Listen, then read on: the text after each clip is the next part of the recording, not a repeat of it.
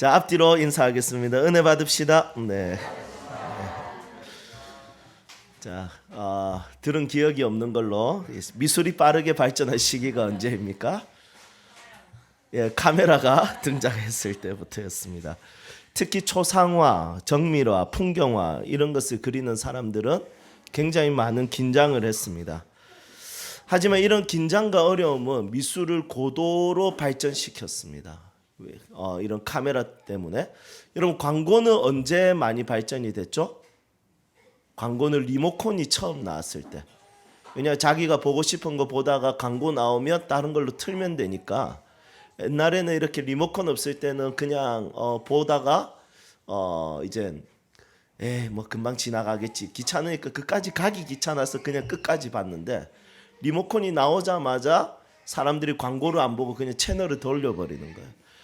그때 광고가 굉장히 빠른 속도로 엄청 빠르게 발달되었습니다. 지금 뭐 유튜브 광고 보면 너무 재밌죠.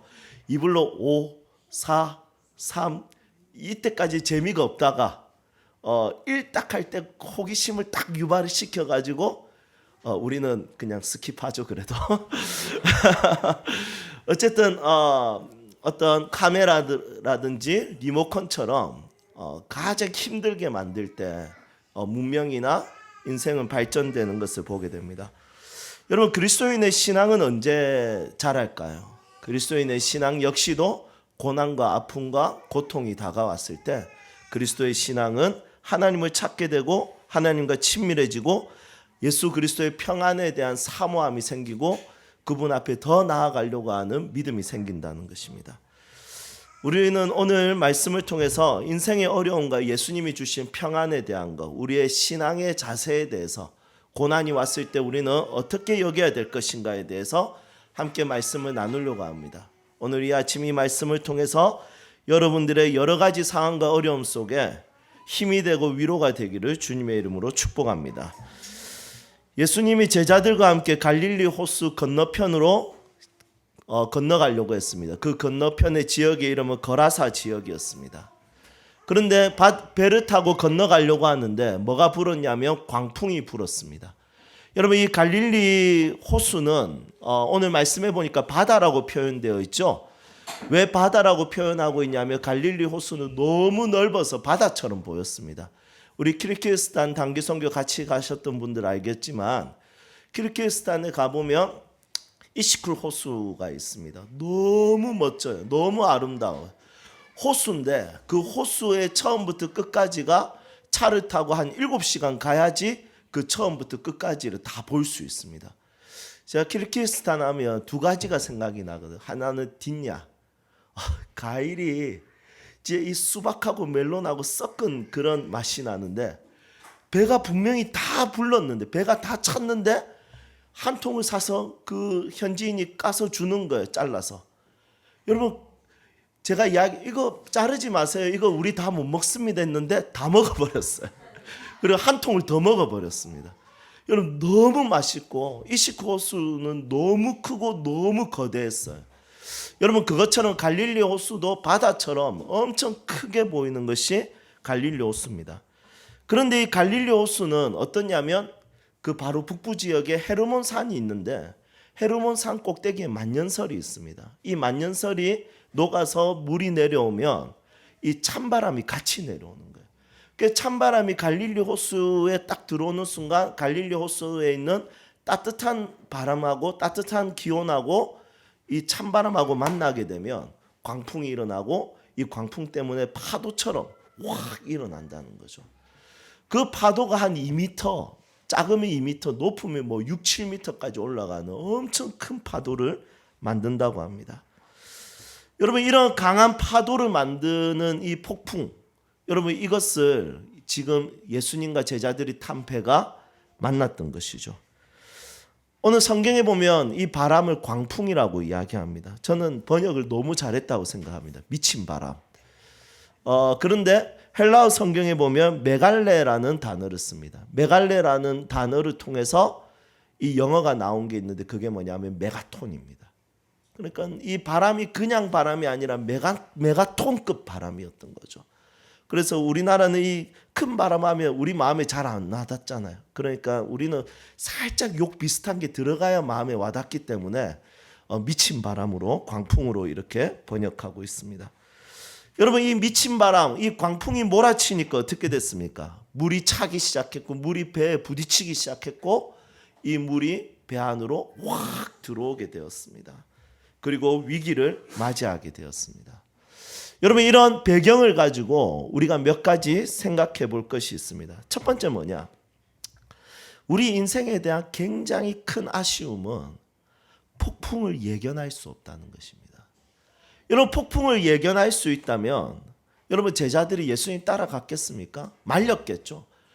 광풍이 곧 올 건데 우리가 저기 들어가면 다 죽게 됩니다. 그러니까 예수님 절대로 그렇게 하면 안 됩니다. 그런데 폭풍은 예견할 수 없으니까 예수님이 가자고 하니까 다 따라가는.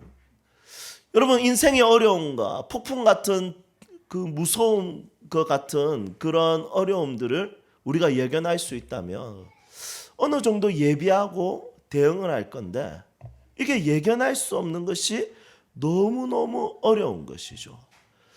만약에 언제 죽을지 예견할 수 있고, 언제 병이 올지 예견할 수 있고, 언제 부도가 날지 예견할 수 있고, 언제 위험한 사고가 터질지 예견할 수 있으면 우리가 굳이 그 어려운 상황을 맞닥뜨리지 않아도 되는데, 인생은 그것을 예견할 수 없다는 것입니다. 그런데 그 폭풍이 몰아칠 것을 알고도 가신 분이 계십니다. 지금 13명 중에서 폭풍이 몰아칠 것을 알고도 가신 분이 누굽니까? 12제자는 몰랐지만 딱 한 분은 알고 계셨습니다. 그분은 바로 예수님입니다. 왜 가자고 했을까요? 여러분, 굉장히 간단합니다. 그 다음 말씀을 보면 나옵니다. 그 다음 말씀에 보면 딱 한 사람을 만나기 위해서 건너갑니다. 그런데 그 한 사람은 부자가 아니에요. 그 한 사람은 왕이 아니에요. 그 한 사람은 대단한 사람이 아니었어요. 그 한 사람은 누구였냐면 가장 천대받고 고통받고 아픔을 경험하고 있고, 동네 사람들이 조금 가까이 오지 않았으면 좋겠다는 귀신 들린 한 사람이었습니다. 자기 몸을 자해하고 침을 흘리며 미친 듯이 강폭을 일삼는 그런 그 고통받는 그 한 사람을 위해서 예수님은 그 물을 지나가려고 했었던 것이죠. 여러분, 기억해야 될 것이 있습니다. 예수님의 제자들은 가자고 하니까 갔습니다. 그랬더니 그 어려움은 뭐가 되냐면 고생이 되었습니다. 그런데 예수님은 그것이 고생이 아니라 예수님에게는 희생이었습니다. 여러분, 이것을 기억해야 됩니다. 사명을 가지고 사는 사람들은 어려움이 고생이 아니라 희생이 됩니다. 그런데 사명 없이 그냥 따라가고 그냥 인생을 살아가고 그냥 고난을 만나는 것은 그것은 희생이 아니라 그냥 인생의 고생으로 남게 되는 것입니다. 우리 사랑하는 세움교회 성도님들을 축복합니다. 인생이 고생으로 끝나는 인생이 아니라 희생을 경험하고 한 영혼을 세우고 한 사람을 살리기 위해서 희생할 수 있는 믿음의 성도들이 되시기를 주님의 이름으로 축복합니다. 이번에 저희가 라오스 선교를 갔을 때 선교사님들의 어려움을 엿볼 수 있었습니다. 그 땅에서는 선교사님들이 의약품을 구하기가 굉장히 어려웠습니다. 우리를 인솔하셨던 선교사님의 몸에 열이 나고 감기가 세게 들렸습니다. 특히 우리가 워낙 막 사부작거리면서 돌아다녔거든요. 그러니까 선교사님이 너무 지친 거예요. 그래서 감기가 너무 크게 해서 거의 목소리가 안 나오고 밤에는 편도가 부어가지고 거의 구역질을 하고 숨이 안 쉬어져서 딸이 옆에서 울면서 아빠 죽으면 안 돼 이렇게 했던 상황까지 갔었습니다. 그런데 문제는 해열제 하나 구하기가 어렵고 소염 진통제 하나 구하기가 어려워서 이 약을 복용을 못하는 거예요. 그래서 제가 가만히 보니까 이 선교사님들이 무엇을 하냐면 서로 선교사님들에게 전화를 하면서 혹시 감기약 있습니까? 이걸 물어보는. 제가 평생을 살면서 돈 돌려막기는 봤는데 약 돌려막기는 제가 처음 봤습니다. 약을 돌려서 먹으면서 복용을 하시더라고요. 그래서 제가 선교사님 따라서 약이 있다라는 어르신 선교사님 가정에 갔는데 그 약을 찾기 위해서 다락방에서 뭐 꺼내고 여기서 뭐 꺼내고 이것저것 꺼내는데 그 약 하나 찾는데 1시간이 넘게 걸렸습니다. 여러분, 이런 선교사님들을 보면 그 땅에 왜 갔을까요? 어려움이 없다고 생각해서 갔을까요? 아니요. 의를 위하여 핍박받는 자는 천국이 저희 것이요. 의를 위해서 핍박받을 것을 알면서, 희생할 것을 알면서, 고통받을 것을 알면서도 그 땅에 가게 되었다는 것입니다. 여러분, 제자들은 고생의 바다를 건너고 있고 예수님은 희생의 바다를 건너고 있었습니다. 여러분, 여러분들은 어떤 인생을 살고 싶습니까? 고생의 바다를 건너고 싶습니까? 아니면 희생의 바다를 건너고 싶습니까? 저는 우리가 함께 희생의 바다를 건널 수 있기를 소망합니다. 그 라오스 선교지에서 한 선교사님은 몽골에서 고아원을 운영했던 선교사님입니다. 몽골에서 2,000명의 아이들을 보육했던 선교사님이고 이제 연세가 거의 70이 넘어가는데 자기의 인생의 끝에 이 보육원, 고아원 모든 것이 그 나라에서도 인정받고 후원도 너무 많고 편하게 살 수 있는데 이것을 다 내려놓고 후원도 계속 그 보육원으로 돌려주고 자기는 그냥 빈손으로 라오스 땅으로 넘어오신 어르신 선교사님이 계셨습니다. 이분이 어떤 사역을 하셨냐면 한센마을 사역을 하셨습니다.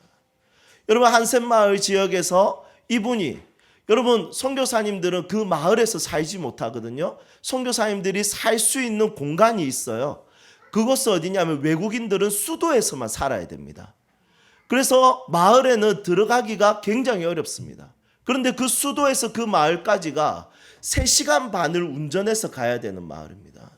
그런데 이 선교사님은 매주마다 먹을 거, 입을 거, 의약품 들고 3시간 이상을 70대 어르신이 그 땅도 힘들고 꼬불꼬불한 그 길을 여러분 매주마다 찾아가서 그들에게 먹이고 입히고 나눠주는 사역을 하는 것을 보았습니다. 여러분, 참 존경이 되었습니다. 어르신 선교사님이었지만 나도 저렇게 살고 싶다. 믿음의 성도들이여, 고생하는 인생 말고 희생하는 인생을 삽시다. 여러분, 어차피 이 땅은 고난입니다. 어차피 이 땅은 어려움들을 경험합니다. 생사화복, 생마저도 고통이라서 이 고통에 생이 들어가는 것이 인생입니다. 어차피 고통 겪는 이 땅 가운데 나 하나 잘 먹고 잘 살아서 고생하는 인생이 아니라 그리스도를 따라가며 희생하며 나눠주는 삶을 살 수 있기를 주님의 이름으로 부탁드리겠습니다.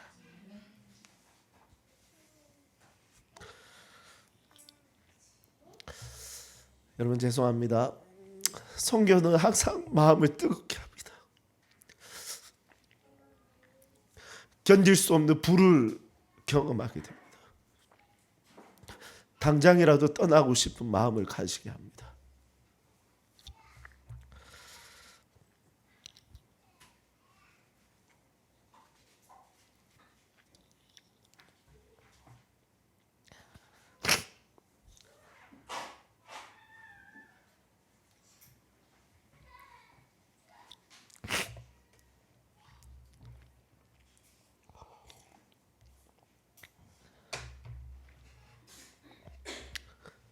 두 번째 나누도록 하겠습니다. 예수님이 함께 탄 배가 강풍이 당장이라도 삼킬 것 같은 파도를 일으키고 그것을 만난 것입니다. 여러분, 예수님이 함께 탄 배가 평안하지 않고 강풍을 만났고 파도를 만났습니다. 여러분, 예수님을 믿어도 어려움은 생긴다는 것입니다. 하지만 결국에는 예수님과 함께 그 자리에 예수님이 계시기 때문에 결국에는 인생은 이겨낼 수 있습니다. 여러분, 이것을 기억하십시오. 예수님을 믿는다고 해서 어려움이 없는 것이 아닙니다. 예수님을 믿어도 어려움이 있습니다. 그래서 이상하게 여기지 마시고 예수님 의지하고 예수님 의존해서 그 어려움을 이겨낼 수 있기를 소망합니다.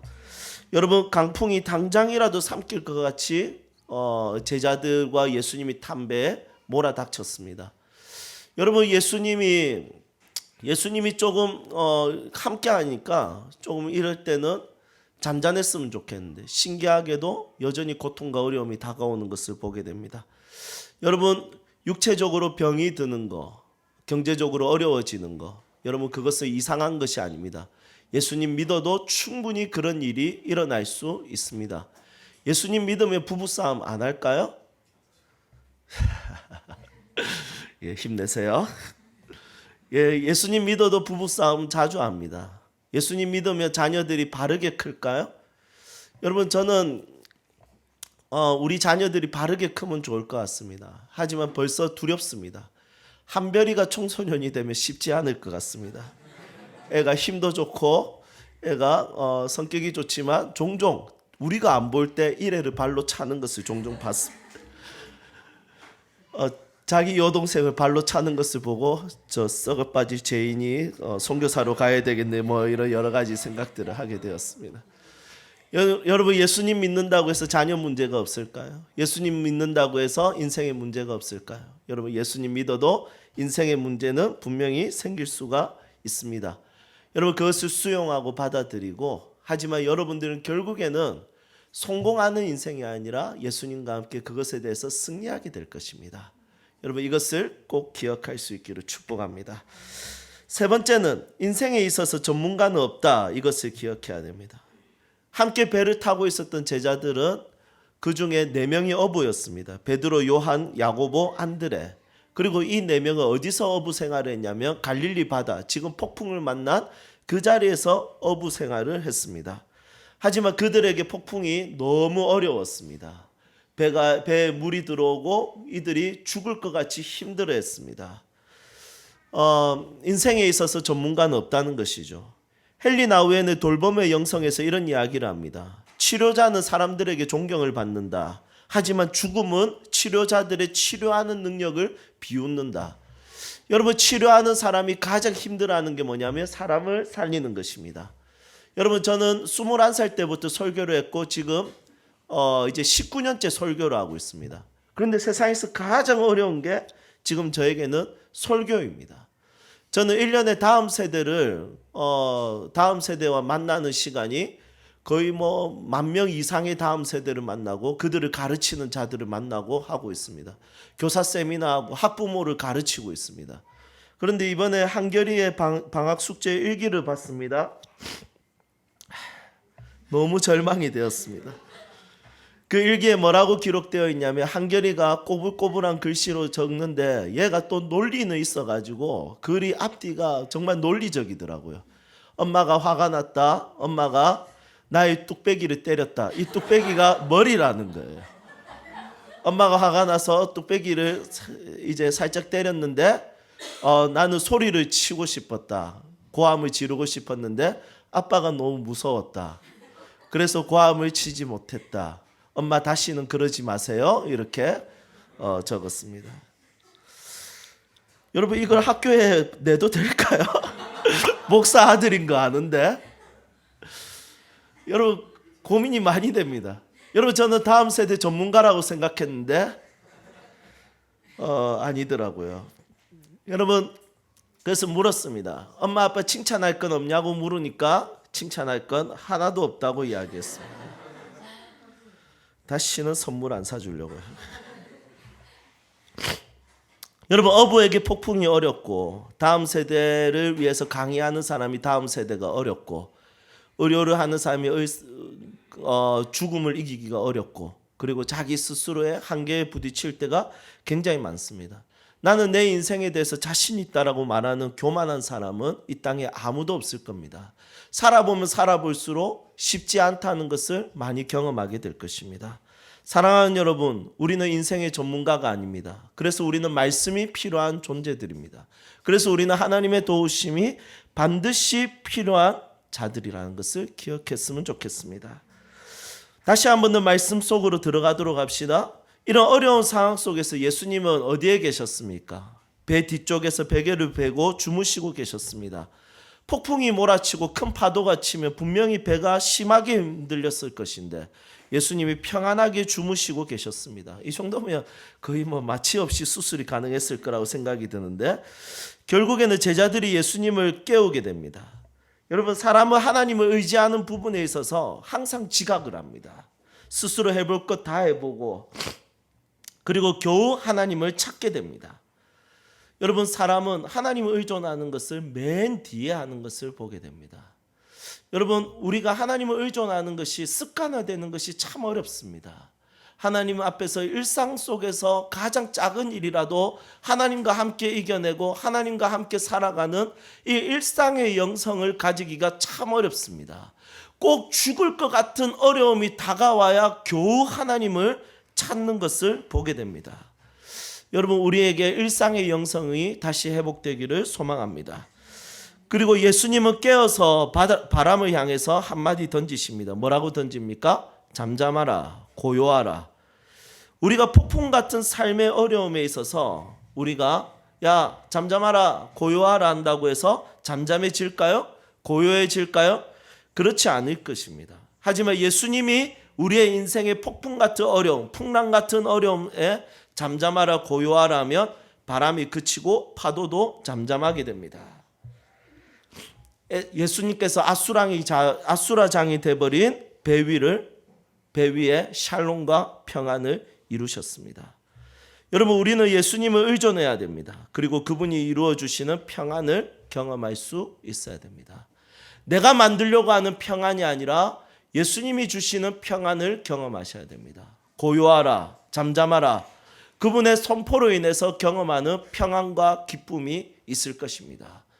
오늘 여러분들의 삶 속에 모든 어려운 상황 속에 예수님께서 내 삶의 주인으로 계셔서 모든 풍랑은 잠잠하라, 모든 파도는 고요하라. 여러분, 이것을 예수님이 선포하시고 우리의 삶에 평안이 있기를 소망하며 여러분들의 삶을 축복합니다. 이제 말씀을 정리하겠습니다. 조나단 에드워즈는 이런 말을 했습니다. 우리가 하나님을 의존할 때 하나님은 가장 큰 영광을 받으신다. 존 파이퍼 목사님도 이런 이야기를 했습니다. 우리가 하나님으로 인해서 만족할 때 하나님은 가장 기뻐하시고 큰 영광을 받으신다. 제자들이 예수님을 깨울 때 호들갑스럽게 예수님을 깨웠습니다. 죽을 것 같이. 그런 그들에게 예수님께서 너희들은 믿음이 없다 이렇게 이야기했습니다.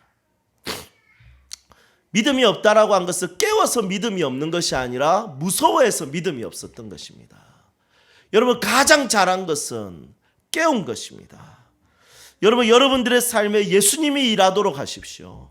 여러분들의 인생에 예수님께서 선포하도록 하십시오. 내가 일하려고, 내가 잘하려고 하는 것이 아니라 예수님이 얼마나 잘하시는지, 예수님이 얼마나 훌륭한 분이신지, 예수님께서 내 삶에 일하도록 예수님이 하실 영역들을 마련하십시오. 그리고 그분이 하시는 일들을 경험하시기를 소망합니다. 하나님을 의존하고 하나님께 엎드려서 도움을 구하고 위로를 구하는 것은 잘못된 것이 아닙니다. 그것은 내가 약해서 그런 것이 아닙니다. 그것이 최선이고 그것이 최고의 선택입니다. 그 선택을 한 자들의 삶에 예수님이 선포할 것입니다. 모든 광풍과 파도는 잠잠하라, 고요하라. 여러분, 샬롬 하십시오. 서로 인사하겠습니다. 샬롬.